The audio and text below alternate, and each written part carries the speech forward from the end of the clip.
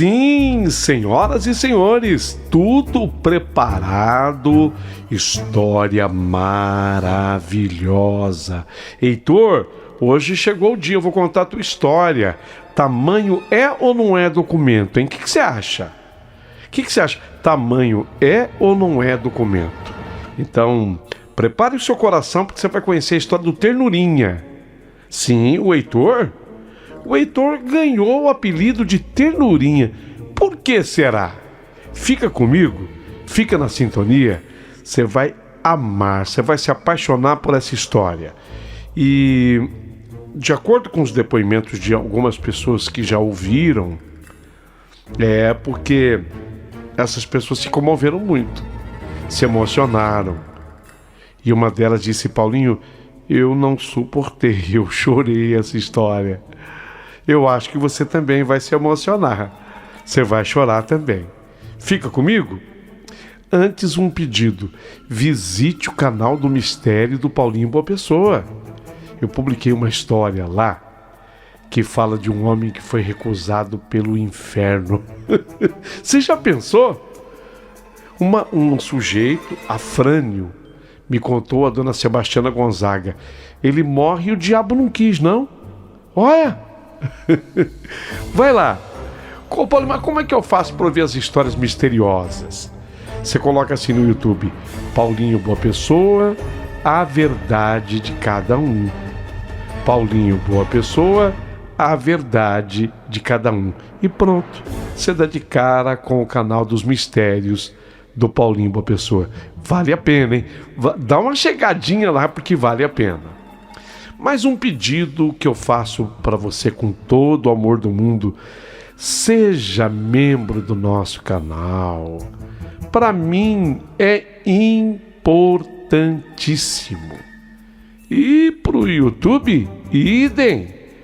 O YouTube valoriza um canal que tem membros, porque ele pensa assim, o YouTube: nossa, esse canal tem prestígio.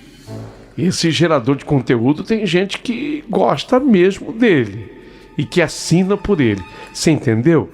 Se você quiser dar uma moral pro Paulinho Boa Pessoa, fazer com que o Paulinho se torne forte aqui no YouTube, ora, seja membro do canal, por favor. Isso posto. Bom, chegou a hora da gente saber por que o Heitor virou Ternurinha. Por quê?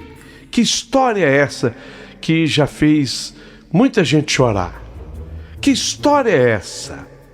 Então, prepare o seu coração para as coisas que eu vou contar, porque a história comovente de amor do Heitor Ternurinha aqui no canal acabou de começar.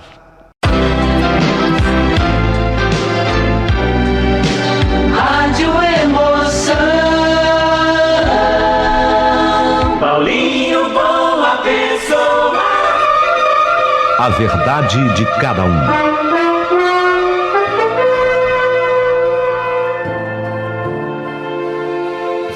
Não, eu nem posso lembrar do dia em que eu nasci. Quem é que lembra? Você sabe que, aqui um parênteses, uma vez eu conversando com uma pessoa, agora não é a moça que escreveu, não, a pessoa que escreveu. Uma vez eu conversando com uma pessoa, a pessoa me disse que ela tinha flashes, que ela tinha certeza que aqueles flashes de lembrança era do parto dela. Você acredita nisso? A pessoa disse a mim que ela sonhava, ela de repente vinha aqueles flashes, assim, aquele sonho, e ela tinha certeza de que aqueles flashes eram do dia que ela nasceu, do parto. Por quê? O parto dela foi muito difícil. O parto dessa... sabe quando a pessoa nascia com o cordão umbilical envolto no pescoço? Ela nasceu exatamente assim, era uma mulher. E ela disse que ela sofreu muito na hora de nascer, o bebê estava roxinho, sem ar. E ela se lembrava, através de flashes, do momento do parto. Ela diz isso pra mim. E obviamente que ela era uma pessoa muito sincera, muito honesta, eu jamais duvidei dela. Então, eu estou apenas interferindo aqui na história, porque ela começa a história assim, ó. Eu não me lembro do dia que eu nasci, é claro, mas ninguém se lembra. Então, esse ninguém se lembra não vale. Porque eu, Paulinho, uma pessoa, tive e tenho uma amiga. Não é que eu tive uma amiga, não. Eu tenho uma amiga que ela me conta que ela lembra em flashes do momento do parto dela. E quem sou eu para duvidar? Mas voltando à história. Paulinho, eu não me lembro do dia que eu nasci, claro, mas eu conheço essa história como se estivesse lá, segurando a mão da minha mãe. Eu conheço pelos olhos dela toda vez que alguém pergunta a minha idade. E a minha mãe responde com orgulho, mas com um brilho triste escondido no fundo dos olhos. Conheço pelas pausas do meu pai quando fala de mim e tenta ser forte. Foi no dia que eu cheguei ao mundo que muita coisa morreu no coração de alguns. Mas também foi o dia em que meus pais descobriram o que é amor de verdade. A minha mãe, Jéssica, já tinha 2 filhos, Eliel e Rayan. 2 meninos saudáveis, grandes, fortes, cheios de energia. E eu fui o terceiro, o caçula. E quando a mamãe engravidou de mim, ela achou que seria como das outras vezes. Teve lá os seus enjoos, pés inchados, cansaço, aquela coisa toda. Pegou bronca de algumas pessoas, aquilo tudo que grávida tem. tudo igual. E todos diziam que talvez eu fosse a menina que não tinha vindo ainda para o casal. E a minha avó até bordou fraldas cor-de-rosa. Mas eu não era a menina. Eu era o Heitor. E eu cheguei como nenhum deles esperava. A minha mãe conta que meu parto foi complicado, foi difícil. Ela lembra do silêncio quando o Eliel nasceu, houve risadas. Quando o Rayan nasceu, houve aplausos. Mas quando eu nasci, silêncio.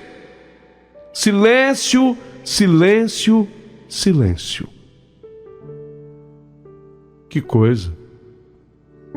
A médica me segurou, franziu a testa, me levou assim para o outro lado da sala e não apresentou-me para a mamãe como havia acontecido nos outros partos. Não, ela me levou para o outro canto da sala. Eu chorei, meu choro era forte, mas ainda assim ninguém sorriu. Por que estão levando o meu filho? A minha mãe, foi a pergunta que ela fez. Por que estão levando o meu filho? Lógico que ela não falou com essa voz. Ela falou com a voz de uma parturiente que havia acabado de dar à luz. Aquela voz entrecortada. Por que estão levando o meu filho? Precisamos ver algo, senhora, respondeu a enfermeira. O pediatra está analisando, tá? Você sabe que a enfermeira é muito carinhosa na hora de responder assim, né? O pediatra está analisando, tá? Ela diz que sentiu um frio, que não era do corpo, mas da alma. Meu pai, Rui, estava na sala de parto. Ficou parado, sem entender. Ele tentava olhar por cima dos ombros dos médicos, mas ninguém dizia nada. Alguns minutos depois, que para os meus pais pareceram horas e horas, o médico, ele, com um semblante pesado, falou com a minha mãe. Senhora Jéssica, o seu filho, ele é diferente. A minha mãe conta que, ao escutar isso do médico, apertou assim os lençóis. Sabe quando a pessoa pega com a mãozinha assim os lençóis e aperta? Diferente como, doutor? Ele tá vivo? Ele tá bem? Sim, ele tá bem. Mas o seu filho tem uma condição chamada acondroplasia. O nome é monstruoso, né? Acondroplasia. O que é isso?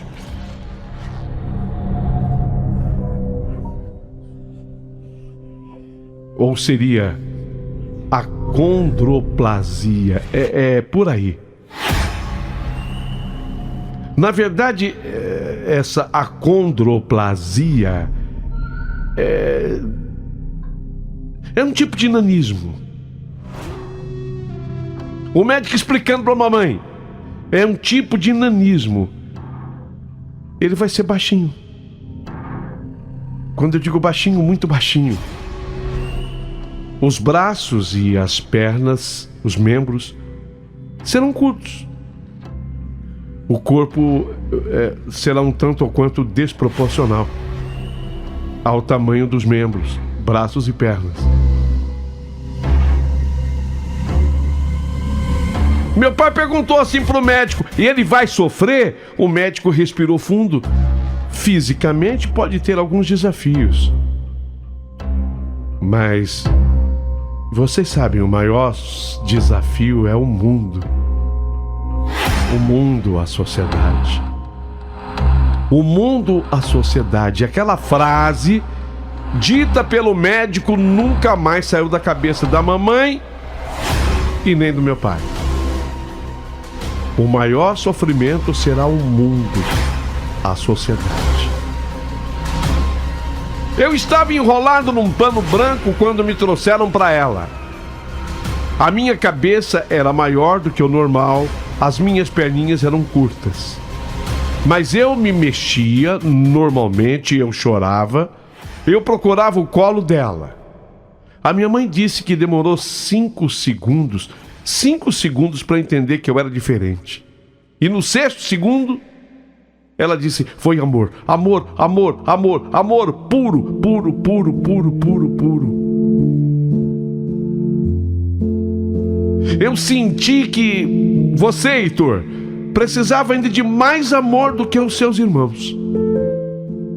Então eu dei todo o amor que eu podia dar por um filho. Mas a verdade é que ninguém esperava aquilo. Ela me segurou contra o peito e sussurrou: Heitor, o seu nome vai ser Heitor. Porque eu sei que Heitor é forte, corajoso, guerreiro. O seu nome vai ser Heitor. Mas nem todos foram como a minha mãe. A primeira visita foi da família do meu pai. Minha avó paterna, Dona Almerinda, olhou para mim, apertou os lábios. O que aconteceu com ele? Ela perguntou, fria. Minha mãe respondeu: não aconteceu nada, Dona Almerinda. Ele apenas nasceu. Mas Dona Almerinda insistiu: mas não tá normal, Jéssica. Criança assim sofre. Vocês vão ver. Deveriam ter rezado mais. Você não abusou não, Jéssica? Essa pergunta que a minha avó podia fazer para minha mãe. Você não abusou não, Jéssica? Quer dizer, ainda responsabilizando a minha mãe, porque ela entendia que eu era anômalo. Meu pai estava junto e, apesar de ser a mãe dele, ele pediu que ela saísse do quarto. Mamãe, sai do quarto. Depois vieram os tios. Alguns cochichavam. Uns não quiseram nem me segurar. Um deles disse: coitado, nasceu condenado, né? A minha mãe chorou escondido. Meu pai apertava os punhos. Dias depois, na casa da minha avó materna, alguém falou: temos filhos perfeitos na família. E por que esse aconteceu isso, hein? A minha mãe não respondeu, mas meu pai respondeu. Ele não saiu assim. Ele é assim. E vai ser amado assim. Eu não lembro, mas parece que o meu primeiro desafio foi simplesmente existir. Porque eu cresci ouvindo coisas que nenhuma criança deveria ouvir. Quando ainda nem sabia andar, já me chamavam de coitadinho. Antes mesmo de aprender a falar o meu nome, eu já conhecia o peso da palavra diferente. A minha mãe sempre dizia: você é especial, Heitor. Mas bastava eu sair de dentro de casa para descobrir que o mundo tinha outra concepção a meu respeito.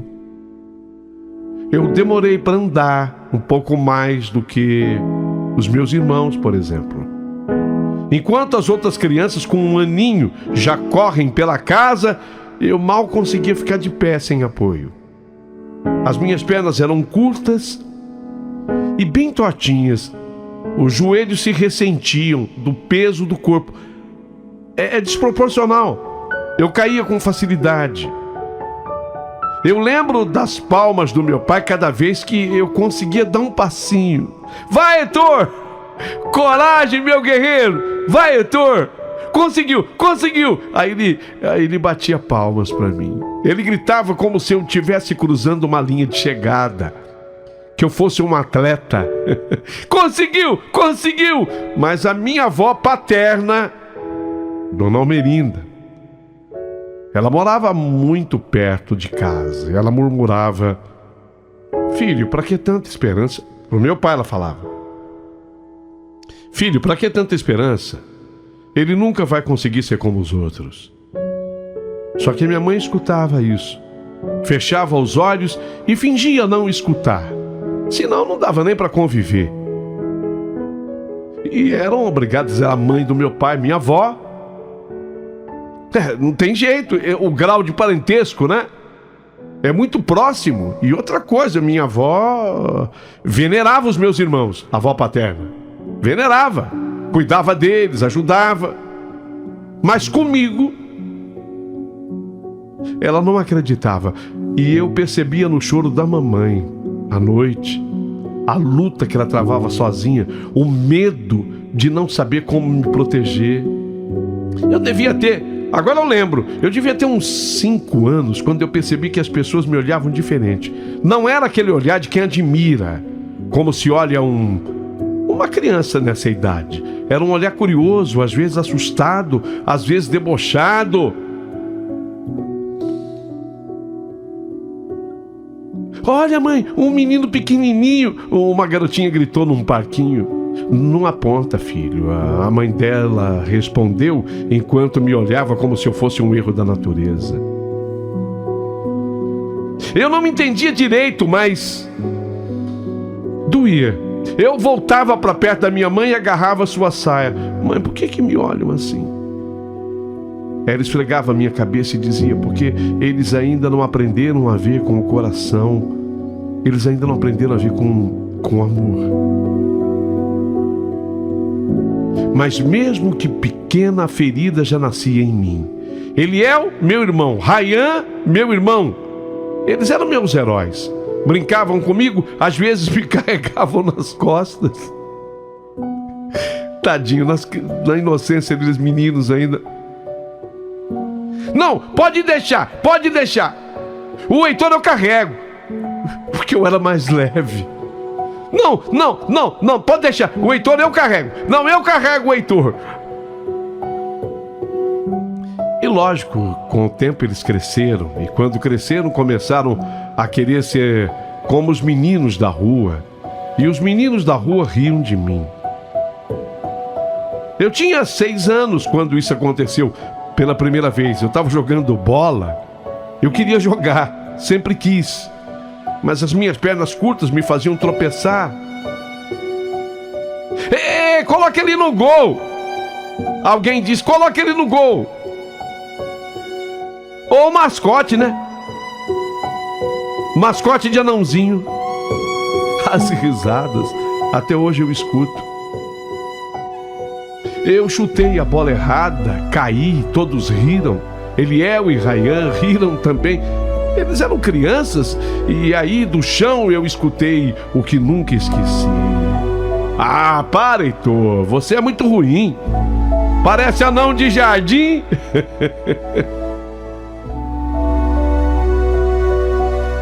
Heitor, senta na sarjeta e balança as perninhas, quero ver. Vamos jogar botão? Bota o Heitor no gol. Bota o Heitor no gol. Teve uma vez que eu tava brincando na praça e vinha uma mulher grávida com a mãe dela. Eu suponho, a mãe, a sogra, era uma senhora. Quando a mulher grávida olhou pra mim, a outra gritou pra ela: não olha, filha, não olha, é uma não. Não olha, é uma não olha. Tipo assim, se você olhar, vai fazer mal pro seu bebê. Esse dia eu cheguei em casa chorando. O que foi? A mulher não deixou a grávida olhar pra mim. Você é meu filho. Alto ou baixo, perfeito ou imperfeito. Nunca esqueça que você é amado. Mas eu demorei anos para acreditar. Porque a sociedade, porque o mundo é muito cruel com os diferentes. Eu não sou o único. Não, lógico que não. Eu sou diferente, como existem tantos outros diferentes. Mas a sociedade não perdoa. O mundo não perdoa. O médico, quando disse aquilo lá pro meu pai, pra minha mãe, talvez até com um certo despreparo, quem sabe, porque ele não era um psicólogo, era um médico. Mas ele não tinha mentido. As dores físicas existirão, mas as dores maiores virão do mundo, da sociedade. As crianças riam de tudo, mas os adultos, veja, isso é importante. As crianças riam de tudo com relação à minha pessoa, mas os adultos... Essa senhora que falou para a filha não olhar para mim, a filha ou a nora, não sei, que estava grávida, era uma senhora com mais de 70 anos. Então não era criança.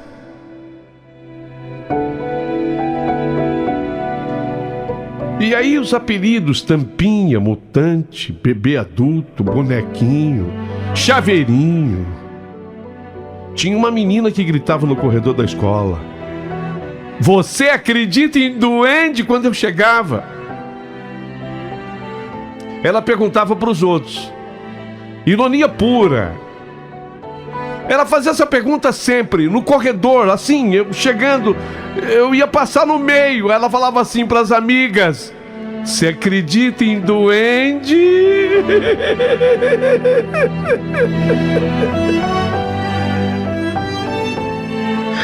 Eu acredito.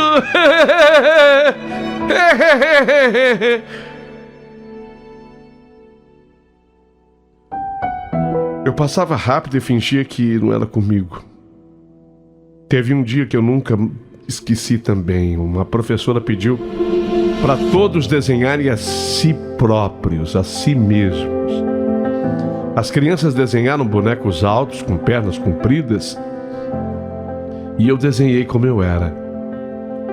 Cabeça grande, braços curtos, pernas curtas. Uma menina olhou para o meu desenho e disse: você parece errado. A professora escutou, mas não disse nada.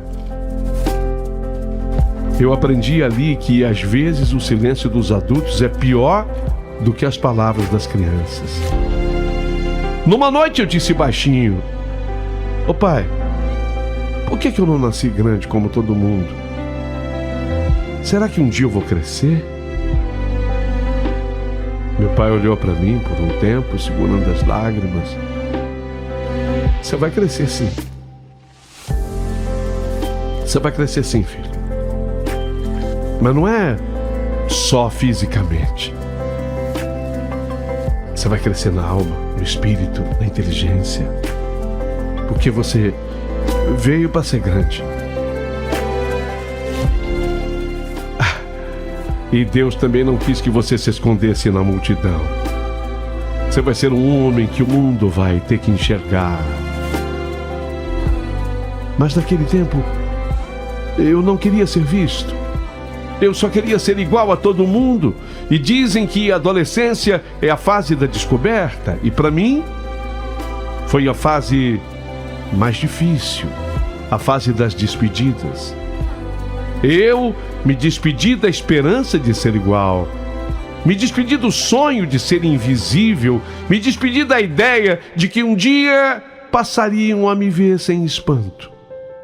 Com 12 anos, meu corpo tinha parado de crescer, enquanto os outros meninos esticavam como árvore. Um corpo pequeno, desproporcional, cabeça grande, meus ombros nunca acompanharam dos meus irmãos. Se tornaram meus irmãos altos, fortes, bonitos, e eu apenas diferente. O espelho, meu primeiro inimigo. Eu evitava espelhos. O duro que quando eu ia para a escola eu passava na frente de um banco. Eu me lembro do nome do banco, Banco Real. E a porta desse banco era espelhada. Às vezes eu vinha por descuido, quando eu chegava em frente a esse tal do Banco Real, que eu me via no espelho daquele banco. Eu virava sem cabeça correndo. Meus irmãos percebiam. Que foi? Que é, Heitor? Eu não gosto de passar aqui. Quem é que vai amar alguém como eu? Eliel e Rayan, meus irmãos, eram também adolescentes mais populares. Quando eu digo populares, tinham namoradas. Isso no plural com esse S. Saíam aos finais de semana. A casa vivia cheia de risadas deles e cheia do meu silêncio. Um dia eu vi o Rayan se arrumando para sair. Eu passei devagar e tentei brincar. Vai encontrar hoje quem, Rayan? Ele deu um sorriso de irmão mais velho, mas respondeu sem pensar. Você não entenderia, Heitor. Esse mundo não é para você. Foi como um soco. Eu quis rir. Dizer que eram só palavras, mas doeu tanto. Doeu porque ele não disse com maldade. Porque ele era meu irmão, mas ele distraiu e falou com verdade. Porque às vezes as pessoas distraem, as da família, as que te amam.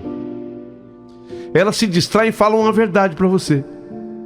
Os apelidos mudaram. Agora eu era anão de jardim, mini homem, freak show. E havia até os mais cruéis que eu finjo até hoje que esqueci. Eu aprendi a rir antes deles rirem de mim. Aprendi a usar o humor como escudo.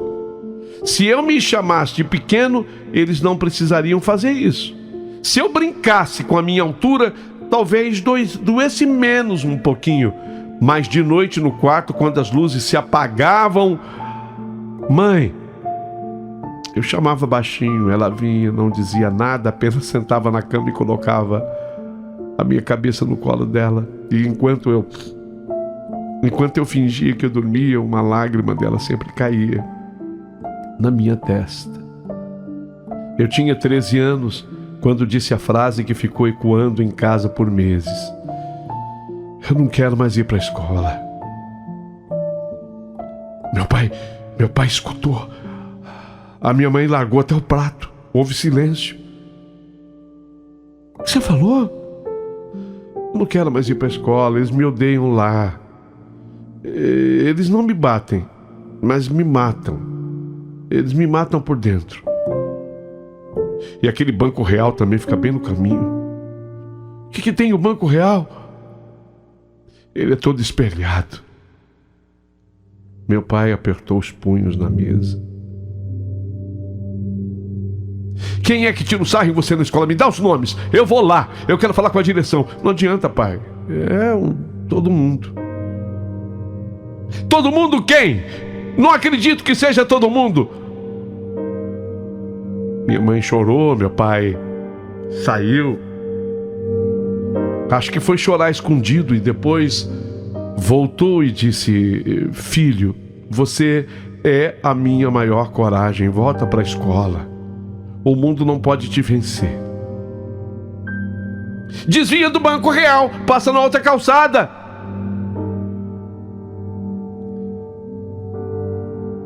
Coisa tão simples, né? Às vezes, eu quero que a minha história sirva exatamente para você que só passa naquele caminho e aquele caminho está te machucando. Meu pai falou o óbvio e eu não tinha me atentado. Se o Banco Real... Olha, o banco, a instituição bancária não tem nada a ver com isso. Eu estou falando da agência. Se o Banco Real te faz mal porque tem espelho na porta, passa na outra calçada. Desvia o caminho. Às vezes, tudo que a gente tem que fazer é dar uma desviada no caminho. Desvia o caminho.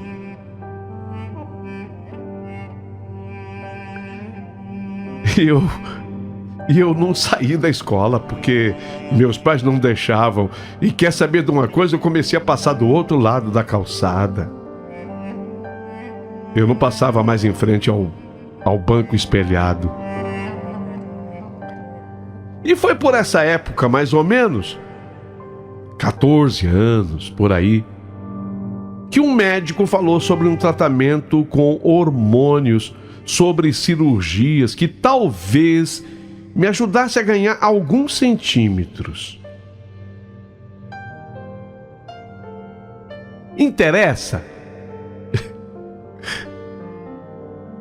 É uma pergunta que eu estou fazendo para você que está ouvindo. Imagina você, suponha que você tem 48 centímetros. Suponha, você tem 48 centímetros, é menos de meio metro, né? Eu não estou dizendo que era a minha altura, não. Só estou fazendo isso para fazer uma pergunta para você. Aí o médico falou: dá para você chegar nos 50, uns 2 centímetros. Te interessa? Interessa sim ou não? Responda aí. Por alguns dias eu sonhei em ter pernas maiores. Sonhei com garotos olhando para mim, não mais com pena. Mas o médico disse: o tratamento é novo, não tem ainda aquela aprovação absoluta, é arriscado, dói, leva anos para apresentar resultado e mesmo assim vai aumentar alguns centímetros. Quantos? 2, 3, 4, 5 no máximo. Eu vi no olhar da minha mãe o conflito, vi no olhar do meu pai a impotência. Filho, disse ele, você não precisa ser maior, você precisa ser feliz. Mas eu queria ser maior. Naquele tempo, a felicidade para mim parecia impossível. Na minha adolescência, eu não tive medo de escuro, eu tinha medo da luz, porque a luz revelava tudo que eu era. Entrar no mercado de trabalho foi como atravessar uma cidade estranha. O escritório de advocacia onde eu comecei era um prédio baixo, forrado de vidro, no centro da cidade. E eu me lembro no dia que eu aceitei a vaga, meu coração batia como se fosse correr uma maratona que eu nunca treinei. A minha mãe fez um lanche e meu pai ajeitou a gravata como se eu fosse um deles. E por um segundo eu quase acreditei que eu fosse.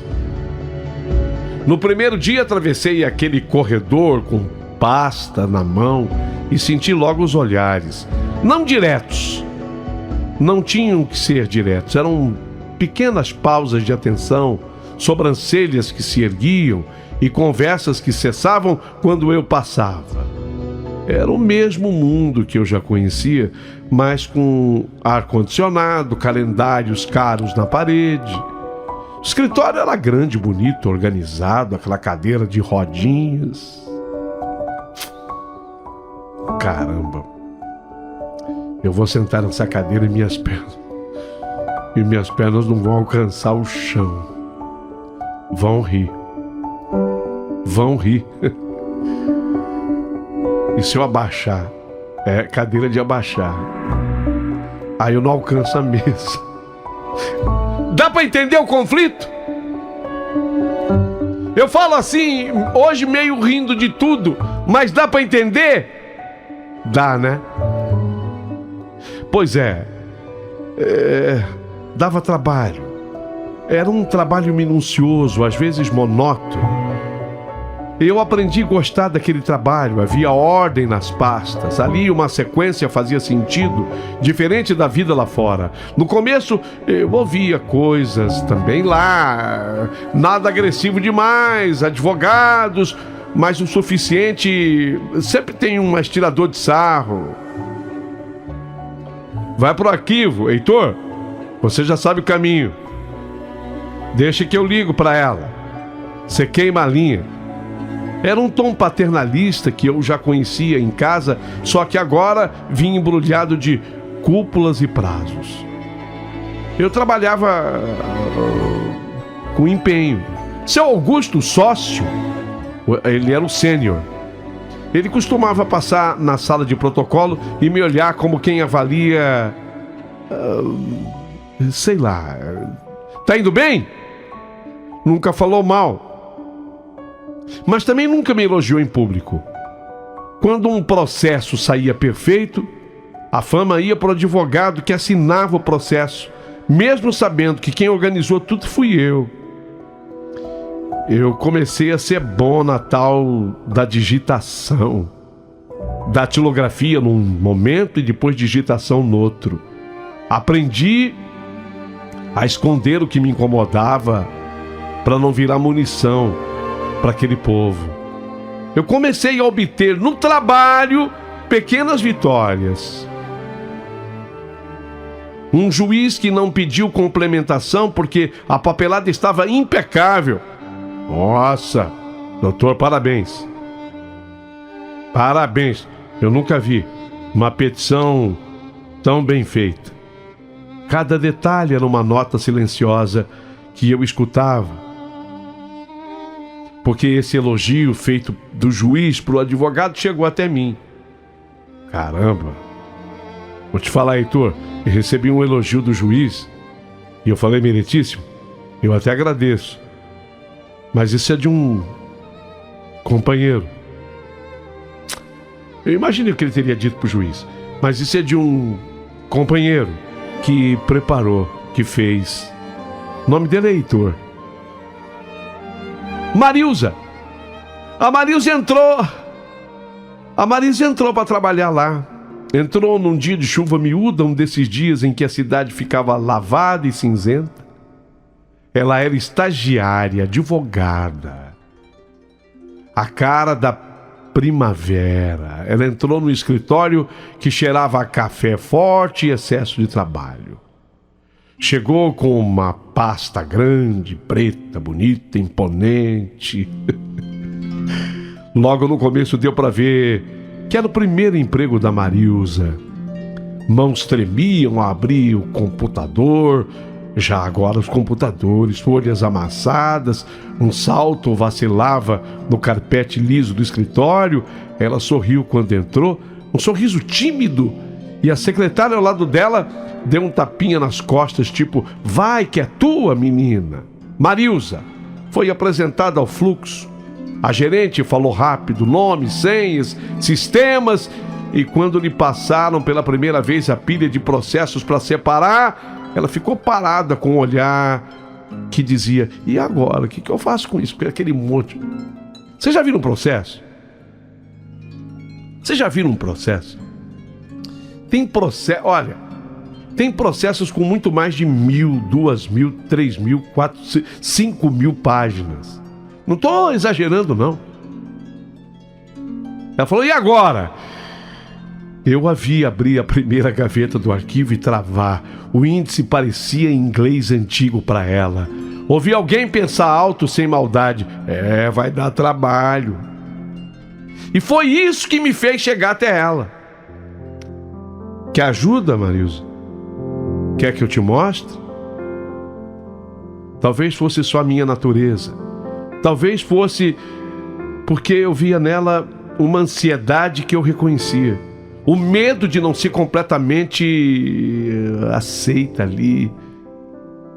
Mas eu cheguei com paciência, falei devagar, mostrei a lógica das pastas, dos processos, o que interessa, o que não interessa, expliquei o sistema do escritório. Se a capa tiver X, é isso. Se for Y, vai para tal arquivo. Ela me olhou como se eu estivesse acendendo uma luz numa sala escura para ela. Heitor, eu não tenho palavras para te agradecer. E a partir daquele dia eu passei a querer que ela chegasse. Ficava torcendo para o momento dela chegar. Eu a via tropeçar no início nos termos jurídicos. O que é isso? E eu esclarecia. Eu sabia. Em alguma coisa aquele cabeção tinha que servir, né, Paulinho? Eu lembrava do menino que eu havia sido. Eu explicava. Prazo de sustentação é X. Se faltar documento Y, tem que anexar a certidão Z. Códigos. E ela notava. Ela gostava. Como você é inteligente, Heitor. Olha, eu vou te dizer uma coisa. Você não é advogado? Não. Quer dizer, ainda não. Mas você sabe muito mais. Você sabe muito mais do que eu que sou.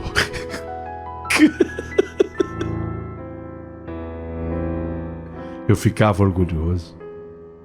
Certa vez, depois de horas organizando pilhas gigantes de processo, ela olhou para mim com atenção e falou: sabe, você me ajuda como se eu fosse sua irmã mais nova. Eu gosto desse cuidado que você tem comigo. Você é, como posso dizer, ternurinha. Eu falei para minha mãe que eu conheço ternurinha. Ternurinha? Ternurinha não é a Vanderlé? Quem? Esquece. Ternurinha pra mim é você. Eu? Já vi coisa pior. Ternurinha eu achei legal. Posso te chamar de ternurinha? Pode? Então você é ternurinha. Se isso te agrada, pode. Eu sou então ternurinha. Não foi só romantismo.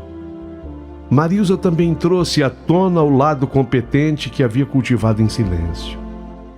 Ao observar o meu jeito metódico, ela pediu que eu revisasse uma petição que ela tinha que subir para o fórum.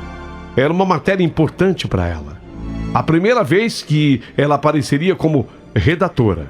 Eu peguei o documento, li com atenção, corrigi vírgulas, organizei fundamentos jurídicos, mudei algumas coisas, indiquei precedentes mais claros.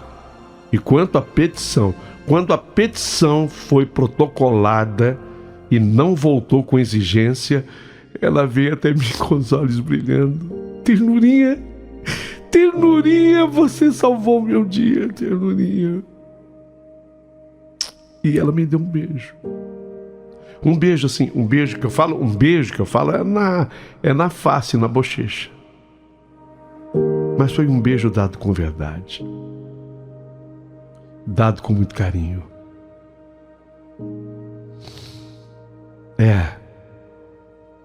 Eu virei o ternurinha da Marilza. Ela me admirava.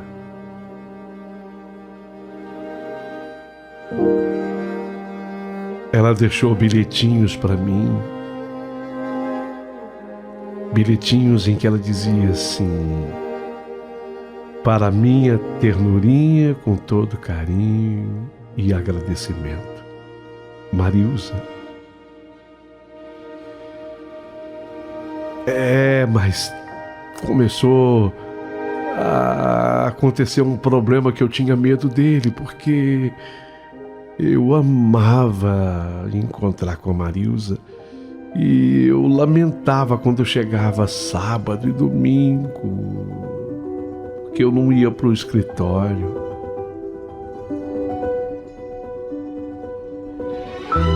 Eu acho que eu estou me apaixonando. Eu me abri com os meus irmãos. Tá brincando, e aí? Ela é bonita? Como é que ela é? E um deles falou: baixinha também? Não adiantava, essa preocupação sempre vai existir. Mas eu já entendia. Eles eram meus irmãos e me amavam. Mas não é baixinha que nem eu, não. Aliás, ninguém é baixinho que nem eu. E quem é? Essa aqui, ó. Ah, para, vai. Mulher linda. Rayan, vem cá. Ó. Meu Deus, que gata. Marilza, advogada, lá do escritório. Ela me chama de ternurinha. Ternurinha? Uai, vai em frente, pô. Vê o que dá. Mas o Rayan é mais cuidadoso. Mas vai com cuidado, que eu não quero que você se machuque. Eles me amavam. Eles eram meus irmãos.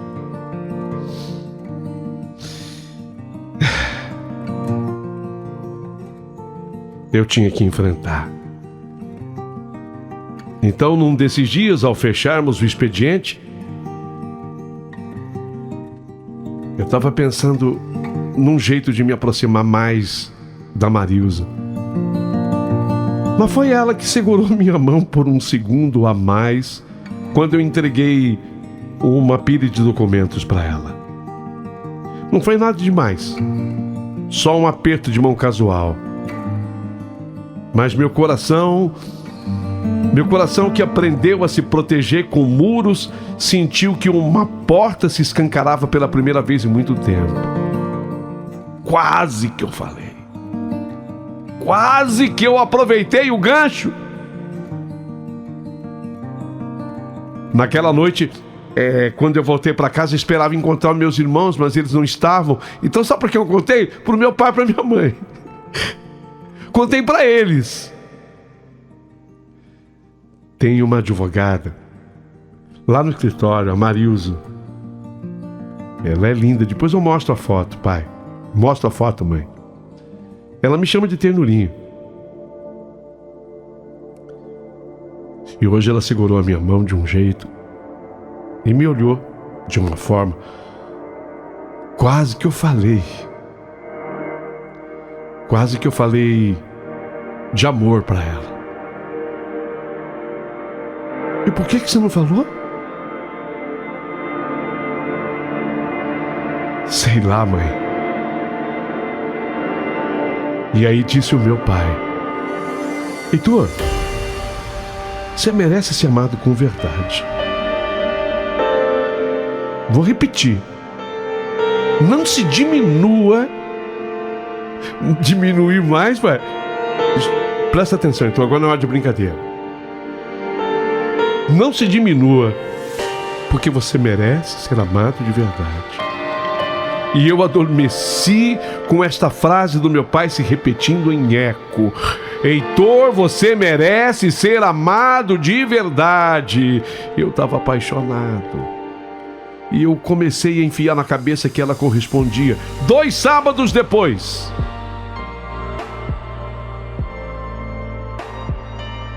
Arrisquei tudo. Convidei Marilza para vir jantar em casa. E quer saber? Ela aceitou. E ela chegou com um vestido simples e flores para minha mãe. A minha mãe preparou a mesa com toalha nova, coisa rara. Meu pai, mesmo sentado, ajeitava o colarinho da camisa a cada 5 minutos. Quando a Marilza entrou, ela sorriu para cada um com uma delicadeza que cabia em qualquer lar. Dona Jéssica, seu Rui, muito obrigado por me receberem. A conversa na mesa foi leve. Contamos histórias da infância, falamos do trabalho. Meus pais sorriram para ela com um orgulho que não tentaram esconder. Ninguém falou sobre a minha condição. Ninguém justificou nada. Pela primeira vez, eu não era o diferente, eu era só o Heitor. Marilza, em um dado momento, segurou discretamente a minha mão por baixo da mesa. Santo Deus do céu, o que essa mulher tá querendo comigo? Eu respirei fundo, eu existia! E depois do jantar, quando ela foi embora, minha mãe me chamou na cozinha. Filho, ela gosta de você. Eu sou mulher, eu sei o que eu tô falando. Ela gosta de você. Ela te olha como eu olhava teu pai. Eu sei. Eu deitei naquela noite, o coração inquieto. Eu não sabia se aquilo iria durar. E tinha medo de eu acordar daquele sonho. E eu fiz uma promessa silenciosa. Se o amor me escolheu dessa vez, eu não vou recusar. Eu nunca vou esquecer o domingo em que eu fui conhecer. Aí eu fui na casa da Marilza. Minha mãe me avisou cedo. Filho, vista uma camisa melhor que você tiver. A mais confortável. E não precisa ensaiar nada, seja apenas você. Ternurinha. Até eu tô com ciúme, tá? Ela não para de chamar de ternurinha. Até eu tô com ciúme. Meu pai ajustou a camisa, me deu um sorriso. Confiança, tá? A casa da Marilza era iluminada. De repente tudo me parecia possível. Ela me recebeu no portão. Ternurinha! Segurou a minha mão e disse baixinho: vai dar tudo certo, meu pequeno. Vem, Ternurinha. Aquele apelido me deu coragem. Eu sorri e entrei. A sala arrumada para o almoço de domingo, toalha branca, travessas fumegando e uma mesa que parecia abraçar todos os presentes. Logo que eu cheguei, eu fui apresentado à mãe dela. Heitor, que prazer conhecer você, disse a dona Tânia com os olhos brilhando e me abraçou como se eu fosse um filho. Havia sinceridade, acolhimento em cada gesto. Mas então o olhar do pai, Edivaldo, ele me pareceu assim, olhou de cima a baixo, lento, calculando cada centímetro. Quer dizer, não demorou muito tempo. Nada disse, nada falou. Não foi grosseiro, mas frio ele foi. E a frieza foi impossível de ser ignorada. As irmãs mais novas da Marilza se sentaram à mesa e começaram a rir baixinho. Eu vi. Elas riram baixinho. Mas a Marilza me segurou pelo braço. Ternurinha, não se preocupe, ele é só o meu pai. Ela tinha percebido que o pai tinha sido frio. Ternurinha, não se preocupe, ele é só o meu pai. Vamos almoçar. E naquele gesto eu senti que eu não estava sozinho. Que ela estava comigo. Marilza falava de mim de maneira natural. E eu podia ver a intenção dela. Eu tentei me concentrar, sei lá, na comida. Que delícia. Eu adoro lasanha. Mas a cada frase da Marilza eu me sentia mais firme. Que ela estava ali comigo. E para mim bastava. As irmãs mais novas continuavam rindo baixinho. Uma delas disse algo sem graça e eu apenas sorri. A Marilza segurou a minha mão debaixo da mesa e disse: ignora, Ternurinha. Elas não sabem nada. São meninas. O apelido Ternurinha me trouxe um conforto inesperado. E então, Heitor, falou a Marilza.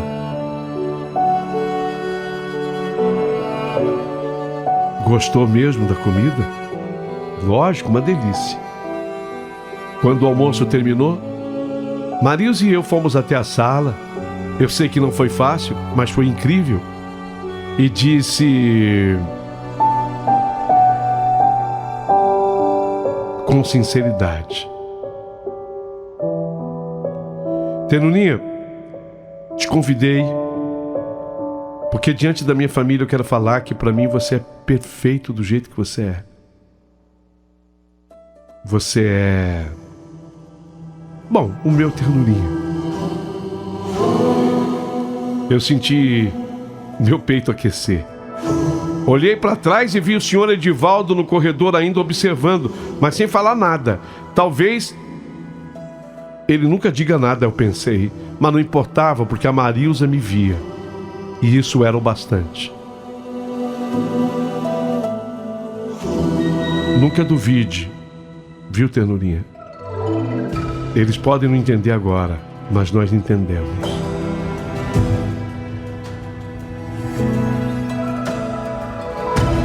Eu queria que todos da minha família soubessem que eu e o Ternurinha...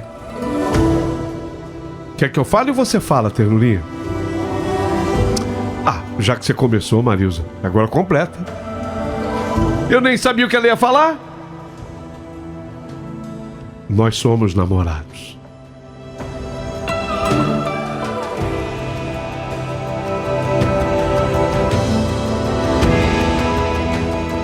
Vocês não podem imaginar o tamanho da felicidade que eu senti.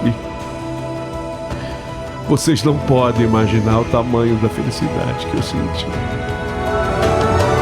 Porque esse era o desafio. Esse era o desafio. As irmãs se calaram. O pai engoliu seco. E a Marilza me deu, pela primeira vez, um beijo na boca diante deles. Não foi um beijo cinematográfico e nem poderia. Um beijo mais comportado. Mas foi o primeiro, na frente da família, e isto tinha um sentido todo especial. Ela e eu, 3 anos depois deste nosso encontro, quando eu já havia me formado bacharel em Direito e prestado o exame da ordem e passado, 3 anos após esse encontro na casa dela, nós nos casamos. O mais incrível é que a igreja matriz da minha cidade é muito bonita. É a igreja de São João Batista. Nós nos casamos lá. E depois que terminou o nosso casamento, a igreja lotada, tinha muita gente que foi curiosa só para ver. Eu vou falar porque eu não tenho medo, para ver o anãozinho casar com uma moça normal. Eu não sou o único caso. Existem milhares pelo mundo afora. E no Brasil mesmo, histórias de famílias circenses, onde isso tem acontecido. Bom, nós nos casamos na igreja de São João Batista, mas a igreja, depois do casamento, os noivos saem para fazer a foto, né? Lá fora, na praça. E aí, tudo isso, nós passamos pelo processo. Agora, em frente, assim, quer dizer, na lateral da igreja, fica o Banco Real. Ficava aquela agência toda espelhada do Banco Real. Eu falei, quero fazer uma foto na frente do banco. Ninguém entendeu. Só que eu pedi pro fotógrafo tirar a foto, eu e a Marilza olhando pro espelho do banco. Aí eu expliquei para ela. Ô Paulinho, nós temos 3 filhos. 3. E os nossos 3 filhos Não que isso seja o fundamental dessa história, mas eles são normais. O único baixinho da família sou eu. Mas é preciso entender o que eu quis dizer com a minha história. Às vezes no seu caminho tem uma agência de banco toda espelhada que te faz mal. Quando fizer mal, faz como meu pai ensinou. Vai na outra calçada. O dia que você vencer, aí você faz questão de ficar na frente dela, com o amor da sua vida, e pedir que fotógrafos profissionais batam a foto. Numa das fotos saiu até o fotógrafo. Essa é a que eu mais gosto. É a mais real. Espero que vocês possam comentar a minha história de vida e de amor.